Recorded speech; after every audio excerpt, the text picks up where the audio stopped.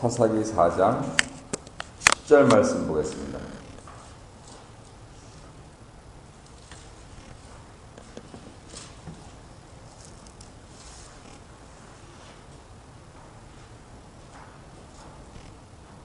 우리 찾으셨으면 함께 분도하겠습니다. 10절 시작. 바락이 스불론과 납달리를 게데스로 부르니 1만인이 그를 따라 올라가고 드보라도 그와 함께 올라가니라. 아멘. 갑자기 어디서 10,000명이 나왔는지 모르겠는데 하나님께서 이스라엘을 구원하시기 위해서 사사들을 허락하실 때 개인적으로 그렇게 용맹을 떨친 분들도 있지만 이렇게 하나님께서 같이 돕는 동역자들을 보내주셔서 이스라엘 백성을 구원한 그러한 경우들도 여러 차례 있었습니다. 우리들이 동역자를 얻는 데 있어서 가장 좋은 환경은 바로 가정입니다. 가정에서부터 동역이 이루어지지 않으면 상당히 좀 힘이 든 그러한 사역을 하게 되죠. 사역을 못한다고는 볼 수가 없습니다. 그런데 힘들게 하시죠. 그래서 기왕에 한평생 살면서 힘들게 사역할 필요는 없지 않습니까? 그래서 사실은 어디에 부르심을 받을 때 그때 꼭 그 가정적으로 그 소명이 확인되는가 하는 부분들을 점검하는 것이 좋고요. 요즘 들어서는 꼭 그렇게 하고 있습니다. 예를 들어서 목사 위임식을 할 때 보수적인 교회에서는 목사님 혼자만 가운데 서서 하라고 그렇게 하더라고요. 그런데 요새는 대부분의 교회에서는요, 사모님도 같이 나와서 하시라고 합니다. 결국은 당신이 절반은 감당해야 이게 되는 거니까. 그죠? 그렇기 때문에 그 부분들을 정확히 이렇게 가정적으로 그것이 합의가 됐나 하는 부분들을 꼭 확인하고 넘어갑니다. 신학교에 들어가면은 인터뷰할 때 그럽니다. 내적인 소명을 받으셨습니까? 예. 받은 말씀 있습니까? 예. 말씀해 보십시오. 이렇게 해서 내가 하나님께 부름받았다 하는 것을 확인하는 절차를 거칩니다. 그러고 나서 조금 정신이 든 교수님은 이렇게 또 묻습니다. 외적인 소명은 있으십니까? 한 절반 정도는 가만히 있습니다. 외적인 소명이라는 말이 무슨 뜻인지도 잘 모르겠고, 쉽게 말하면 집안 식구들이 다 동의하느냐 그겁니다.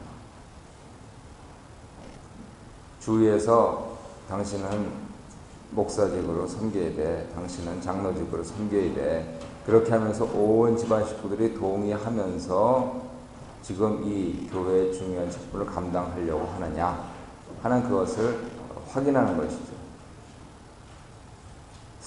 벌써 3년 된 것 같은데요. 목사 안수를 주려고 인터뷰를 하는 자리에 갔는데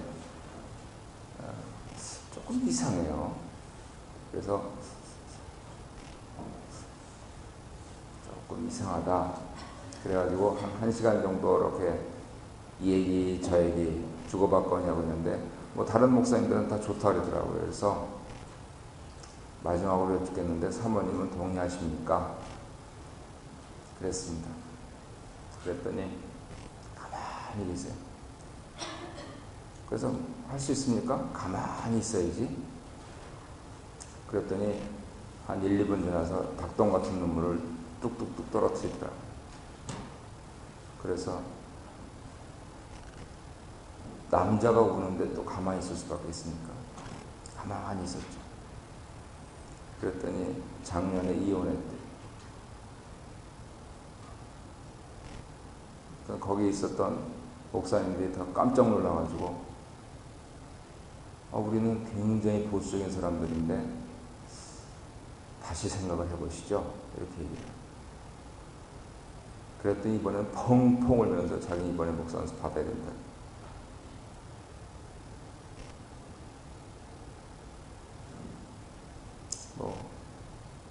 혼자 하는 일들이 아니기 때문에 그 정에 의해서 그분은 그렇게 해서 받고 지금 우리 기독교 신문에도 광고 내고 하고 있는데, 궁극적으로 가정 내에서 합의가 이루어지는 그러한 환경, 이런 부분들이 굉장히 중요하다고 생각합니다. 그랬을 때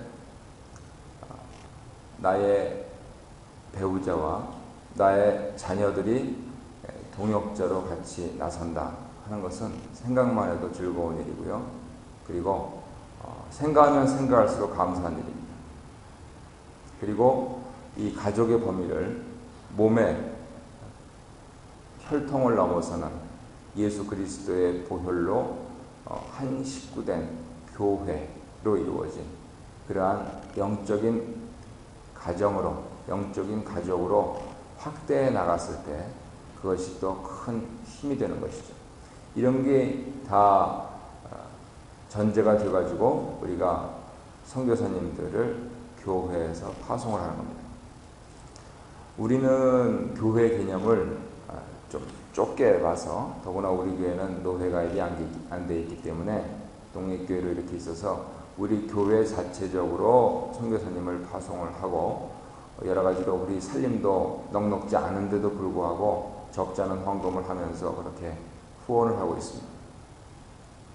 그런데 비근한 예로 캐나다 장로교 같은 데서는 워낙은 지교회, 우리 같은 이런 로컬 처치는 개인 교회, 개교회별로 선교를 안 합니다. 그래서 지금 앞쪽에 그 앞에 무슨 헌금 봉투 조그만 것들 놓여 있는 거 읽어보시면요, 그 헌금 종류의 총회에 보내는 선교 헌금으로 냅니다 라고 하는 거 표시를 하게 되어 있습니다. 그래서 항상 선교사는 총회 파송 선교사지, 지교회가 선교사를 혼자 파송해서는 감당도 못하고 하는 그러한 여러 가지 합리적인 정신 때문에 그렇게 하고 있습니다. 그래서 실제적으로 선교 부담금도 굉장히 많고요. 뭐 이래저래 해가지고 많은 부분들을 그렇게 열심히들 하고 계신데, 그 근본적인 이유가 어디 있느냐 하면은 바로 영적인 가족으로서 교회, 그 교회를 우리처럼 지교회로 보는 것이 아니고 총회로 보는 거죠. 사실 뭐 따지고 보면 캐나다 내에서도 캐나다 장로교 총회, 이게 별로 큰 포션은 아닙니다. 그러니까 그 지방의 교회로서 선교사를 파송한다 하는 그러한 정신을 가지고 하고 있는 것이죠.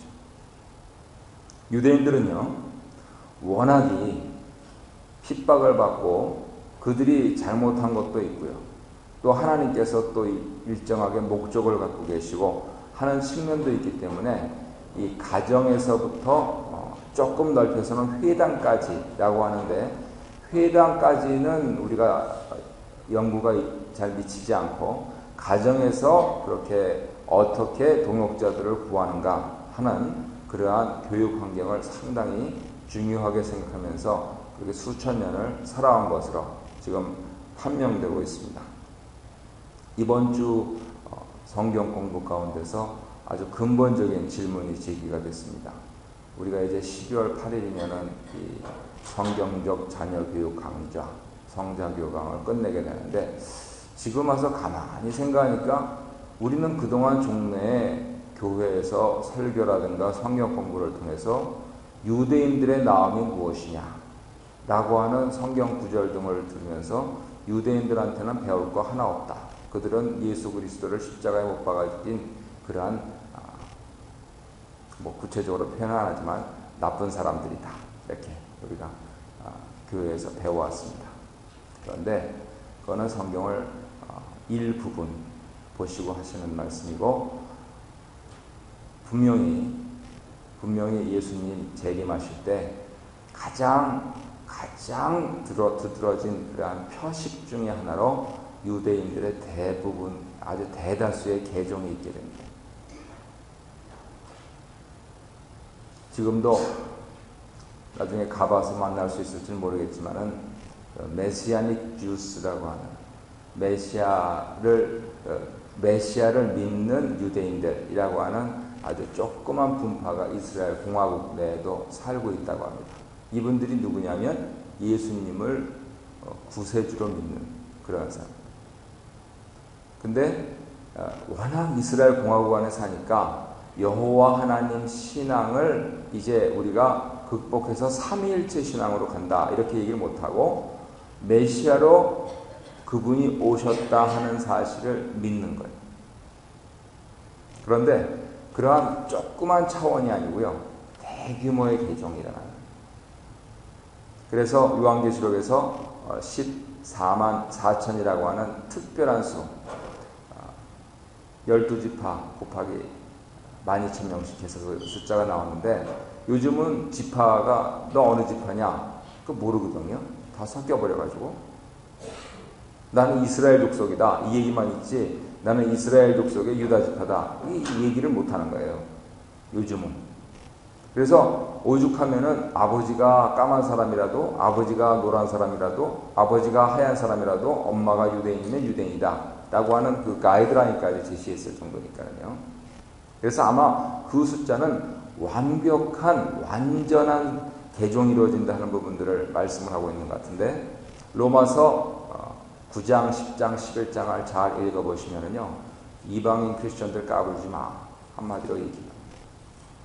유대인들이 대규모로 주께서 돌아오게 하시는 그 충만함이 있을 텐데, 너희들이 지금 하면서 사도 바울이 그렇게 얘기해요. 거기서 그래가지고 어떤 분은 그 동족을 이 몸의 혈통을 가진 유대인으로 쓰는데 그건 잘못된 해석이고, 그건 틀림없이 예수 그리스도를 구주로 신앙하는 그러한 맥락에서 하신 말씀입니다. 그렇지만 아주 깊은 의미로 학자들은 그런 부분들을 사도 바울이 아마 계시를 받은 것 같다 이렇게 해석을 하고 있는데, 대규모 유대인들의 개종이 일어날 것을 예언을 하시고 있습니다. 그렇기 때문에 유대인들에 대해서 뭘 배울 게 있냐? 배울 게 없어도 괜찮습니다. 하지만 이 사람들을 우리가 예의주시하는 것이 주님의 재림을 고대하며 사는 종말론적인 신앙을 가진 예수 잘 믿는 사람들의 태도가 되겠습니다. 그랬을 때 우리는 이민자로서 이렇게 캐나다에 와서 낯설고 물설고 말설은 데 와가지고 살고 있는데, 그런데 수천 년 내 자녀교육 그렇게 잘 시켜가지고 유대인이라고 하는 정체성을 아직까지 유지하고 있는 사람들에게 있어서 왜 배울 게 없겠어요? 밤낮 저 유대인 XX 뭐 이렇게 하면서 욕을 하면서도 결국은 상하원이나 심지어는 대통령까지도 그 세력들을 무시할 수 없어서 굽신굽신거리는 그러한 것들에서 결국 그들이 자녀를 잘 키워서 그렇게 나간 것. 근데 우리는 그것을 피상적인 것으로만 보고 그냥 뭐 인류병에 걸려가지고 인류대를 보내고 전문가병에 걸려가지고 무슨 전문 영역으로 가고, 그렇지만 그 자식이 내 자식이 아닌 게 판명되고 있잖아요. 심지어는 교회 자식은 더 아니고. 그래서 우리가 깊이 생각해야 한다는 것입니다. 과연 이들은 무슨 정신으로 무슨 신앙으로 그렇게 자기의 가정을 해서 동역자들을 만들어내는가 하는 것을 우리가 잘 보아야 한다는 것입니다. 지금 나눠드린 유인물은요, 첫 번째 페이지는 그 종교 환경을 특별히 강조하기 위해서 구별해 놨던 것이고, 그 다음 페이지부터 쭉 이렇게 일련의 내용이 있습니다. 그냥 읽기만 해도 이해가 되기 때문에 쭉 읽어내 가면서 그렇게 생각해 보겠습니다. 롯의 두 딸의 경우에서도 볼 수 있듯이 무엇을 보고 뭘 생각하느냐 하는 것이 그 사람의 인격과 그 사람의 행동을 결정을 합니다. 그래서 유대인들은 자녀들의 교육 환경을 굉장히 중요하게 생각하면서, 우리는 엄마 나 오늘 얘네 집에 가서 자고 올게. 그러면 그래 잘됐다.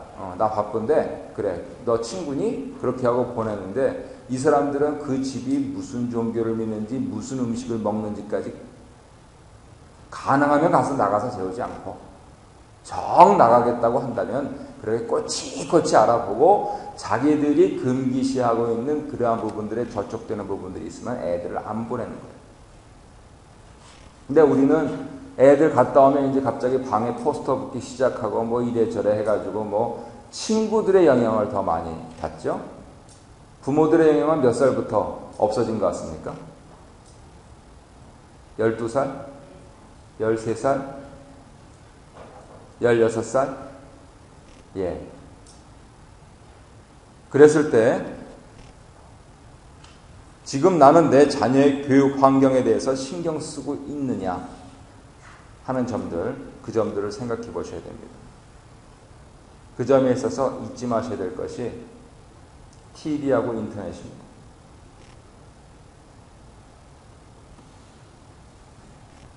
TV는 가능하면 끊으시고 인터넷은 가능하면 느린 걸로 설치하십시오. 가정경제도 도움이 되고 애들이 요상한 사진 받기도 상당히 어려워집니다. 그랬을 때 우리의 교육 환경을 우리가 깊이 생각하지 않을 수 없습니다. 그래서 이 민족이 흩어진 다음에 종교교육 환경을 조성하기 위해서 방이라고 하는 이름을 가진 그러한 교육기관을 설치하고 LA 지역 같은 경우에는 이제 예시바, 뉴욕에도 랍비 학교가 있고요. 그러한 곳에서 철저하게 종교를 교육시키는 그러한 교육을 시행을 하고 있습니다. 근데 우리식으로 얘기하면 여기가 컬리지 수준인데 이 컬리지 출신으로서 하버드 예일을 가는 사람들이 무지무지하게 많다는데 그 종교교육 시켜서 뭐 어떻게 하겠습니까? 종교교육을 잘 시키니까 하버드 예일 가더라. 이 사람들 이렇게 얘기하는 거예요.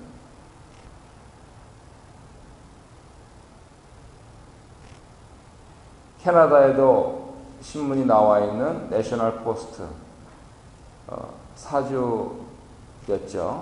블랙시.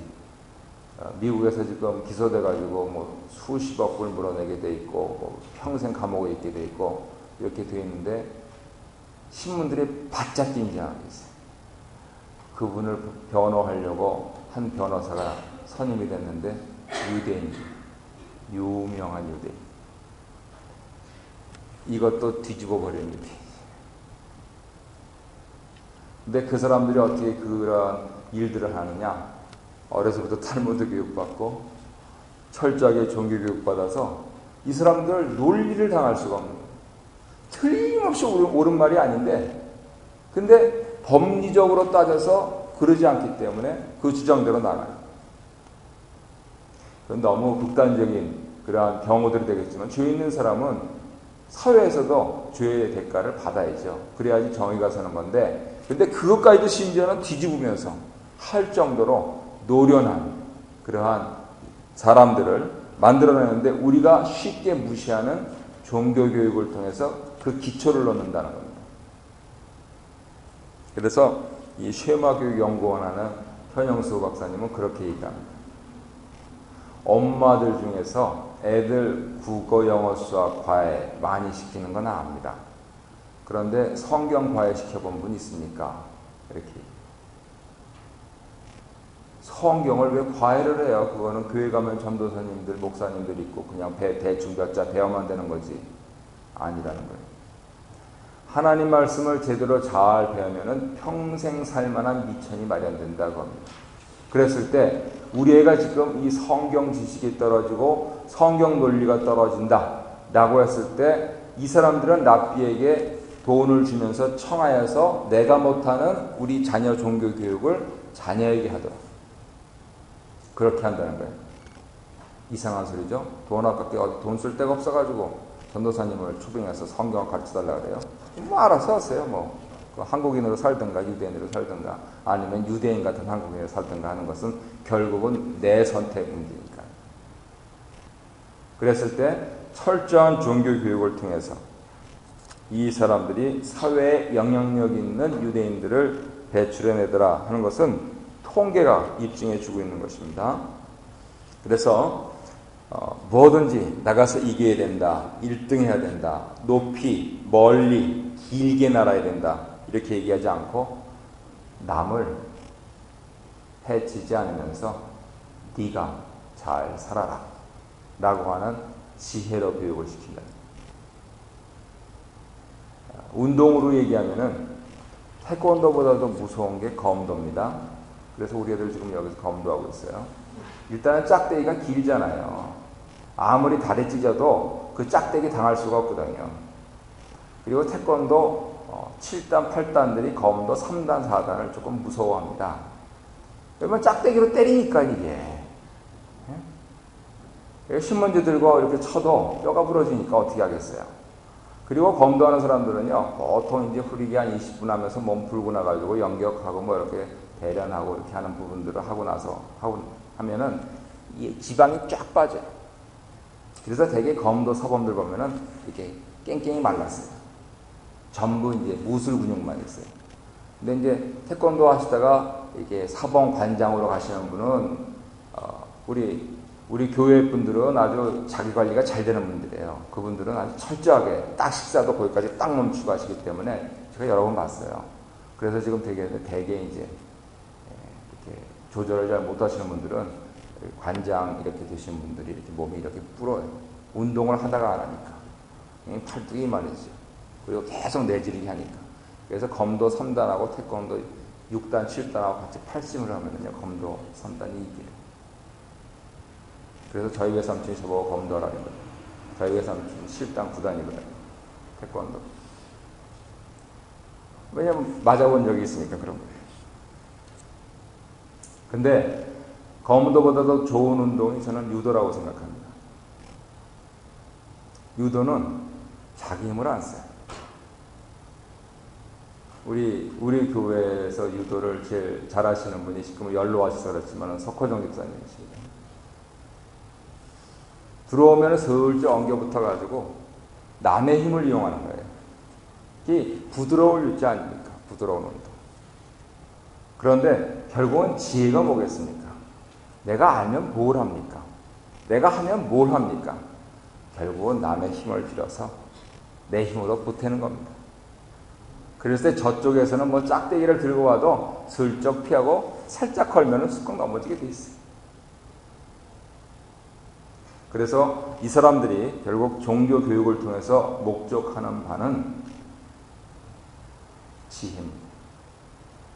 어떻게 한 평생을 살아가면서 지혜자로 살아가는가 하는 그것을 자녀들에게 기르려고 하는 것이죠.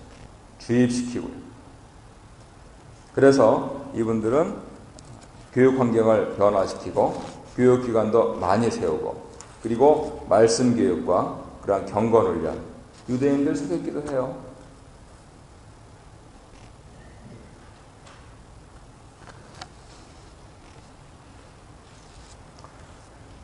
이도저도 안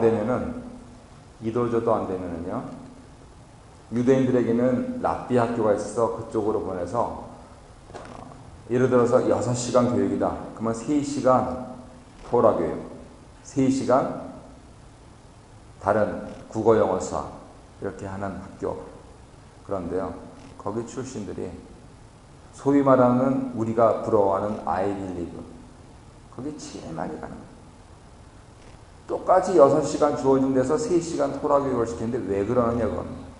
결국 아이빌리그가 추구하는 것은 전인격적인 리더이기 때문에 성적만 99점 맞아서는 안 된다.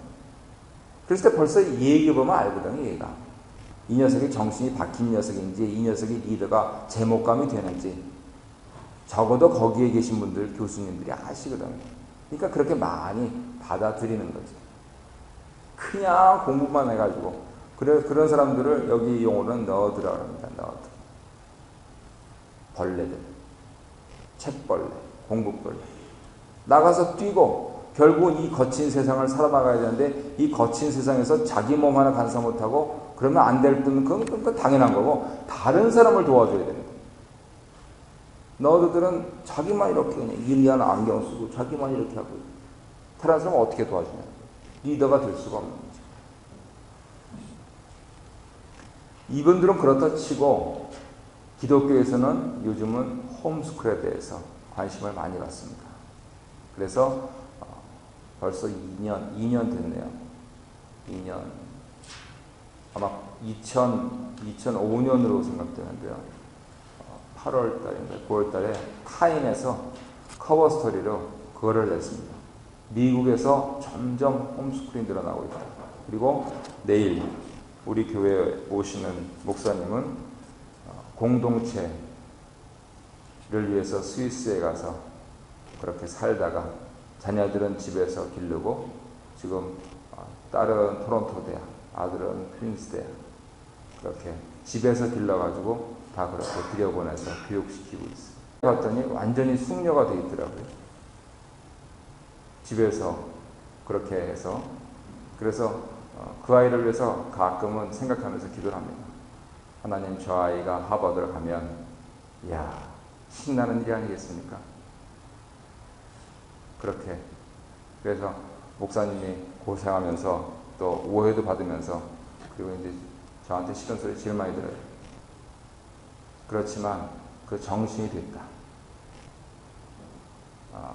저도 못하고 있는데 자기 딸 학교 안 보내고 집에서 그 신앙교육 시키고 토론토 교육청에서 나와서 다 보고 흙냄새를 못 맡아서 그런 거죠. 애들. 천리행군을 하다가도요, 아스팔트를 걸을 때면 죽어납니다. 그런데 땅을 밟으면 살겠어요. 그거 참 이상하죠? 땅을 밟으면 살아요. 그래서 우리 소일거리 삼아서 어르신들께서 뒤뜰에서 하시는 거 혼자만 하시지 마시고 손자들, 손주들 많이 이렇게 데려다가 가르쳐 주세요.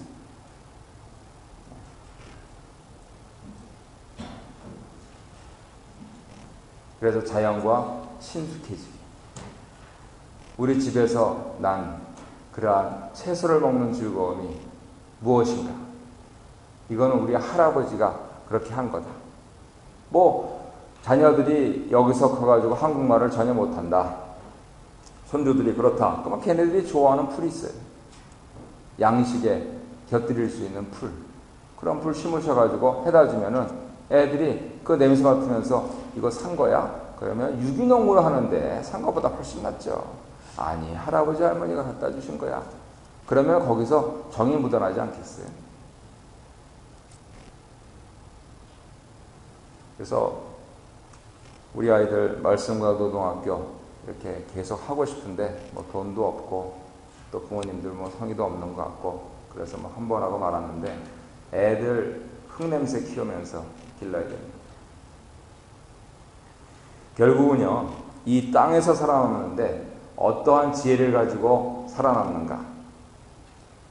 아무리 대학 아닌 대학원을 나와서도요, 요즘 엄마들이 줄 수 없는 그러한 지혜를 할머니들이 갖고 계시다 하는 것은 자명한 사실입니다. 그런데 문제는 할머니들께서 가만히 계시는 데 있어요. 대학원 나온 엄마들은 아유, 어머니 뭘 하신다고 했어요? 가만히 계세요. 자꾸 핀잔을 주는 그러한 것도 없잖아. 영향이 있겠지만 궁극적으로 당신들 마음 스스로 이 자세가 문제예요.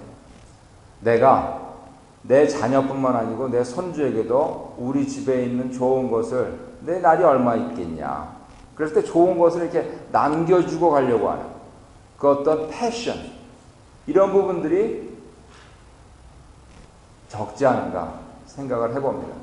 굉장히요, 전략적으로, 굉장히 의도적으로 우리의 손자, 손주들에게 그렇게 접근하셔야 될 필요가 있습니다. 이 아이들이 뭘 합니까?